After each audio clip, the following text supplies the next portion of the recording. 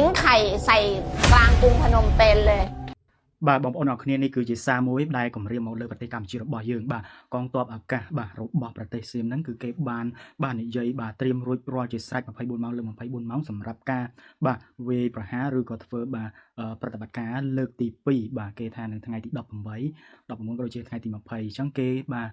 មកចោតប្រកាន់ប្រទេសកម្ពុជារបស់យើងថាបានបង្វែរទិសដៅទៅឈ្លានពាននៅបែកខាងបាទត្រាតខាងបែកខាងបាទខាងពោធិ៍សាត់ខាងកោះកុងអីក្នុងវិញហើយគេត្រៀមទាំងបាទផ្លូវទឹកផ្លូវអាកាសបាទជាពិសេសហ្នឹងគឺគេអួតអាង F16 របស់គេខ្លាំងមែនតើហើយជាពិសេសហ្នឹងគេថាមានយន្តហោះអាកាសបាទយន្តហោះស្លាបដែកស្លាបដែកហ្នឹងខ្លាំងជាងបាទ F16 ទៀតដែលគេបានទិញពីប្រទេសបាទស៊ុយអែតសម្រាប់បាទធ្វើបាទប្រតិបត្តិការនៅលើកទី2នេះឯងបងប្អូនហើយ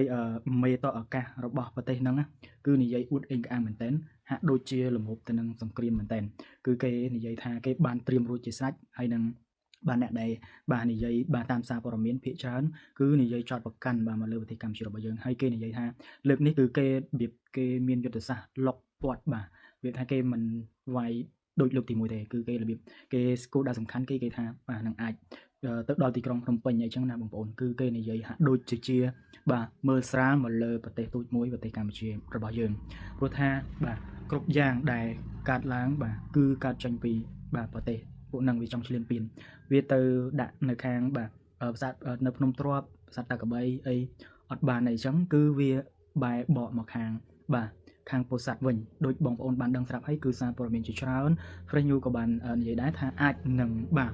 វាមកលើប្រទេសកម្ពុជានៅថ្ងៃទី18ខែ11ឆ្នាំ2025នេះឯងគឺនៅបាទថ្ងៃស្អែកតែអត់ដឹងម៉ោងប្រហែលទេបងប្អូនហើយអត់ដឹងថាវាធ្វើលក្ខណៈបង្លាចមកយើងឬក៏វាគ្រាន់តែធ្វើគម្រាមឬក៏បាទមានធ្វើឲ្យយើងមានសម្ពាធអត់ហ៊ានមួយវាតែប៉ុណ្្នឹងទេអញ្ចឹងបាទគឺខាងគេព័ត៌មានខាងគេគឺគេបាទផុសផុលមែនតើហើយគេជំលះប្រជាជនគេចេញជាច្រើនពីខាងត្រាតពីខាងជាប់ព្រំដែនកោះកុងក៏ដូចជាពោធិ៍សាត់អីហ្នឹងគឺគេឲ្យប្រជាជនគេចេញអស់ហើយថ្ងៃទី17ហ្នឹងណាបងប្អូនដូច្នេះហើយដឹងថាខាងយើងត្រៀមលក្ខណៈអ្វីខ្លះទេព្រោះថាខាងគេវិញគឺគេត្រៀមមកហើយជាពិសេសហ្នឹងប្រជាជនគេគឺគេកំពុងតែបាទចេញយ៉ាងច្រើនមែនតើចេញពីគៀកព្រំដែនពោធិ៍សាត់ត្រាតអីកោះកុងអញ្ចឹងណាគេ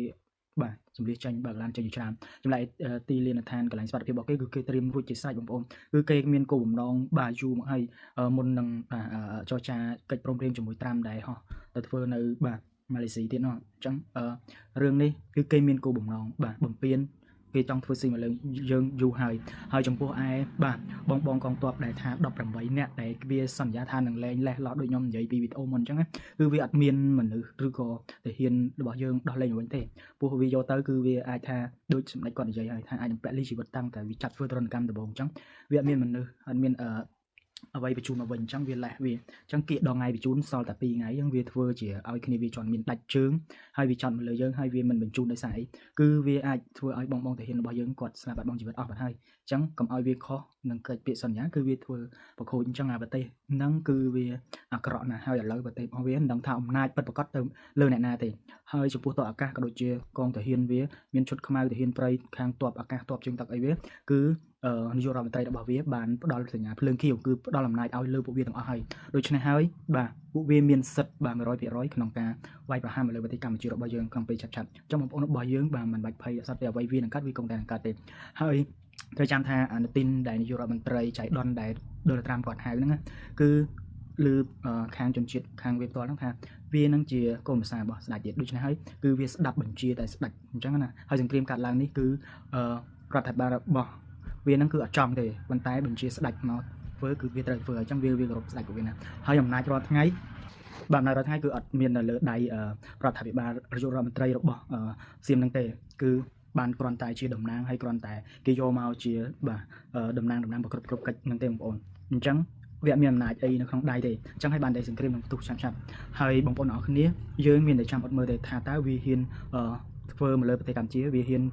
ធ្វើសង្គ្រាមមកលើប្រទេសកម្ពុជាដែរឬទេព្រោះថាវាត្រៀមអស់ហើយបងប្អូនតាមផ្លូវទឹកផ្លូវអាកាសផ្លូវអីគឺគេត្រៀមរួចរាល់ 100% ហើយក្នុងចិត្តគេគឺគេគិតថាគេនឹងបាទដាក់បាទចំណុចសំខាន់ៗប្រទេសកម្ពុជាហើយដូចនេះ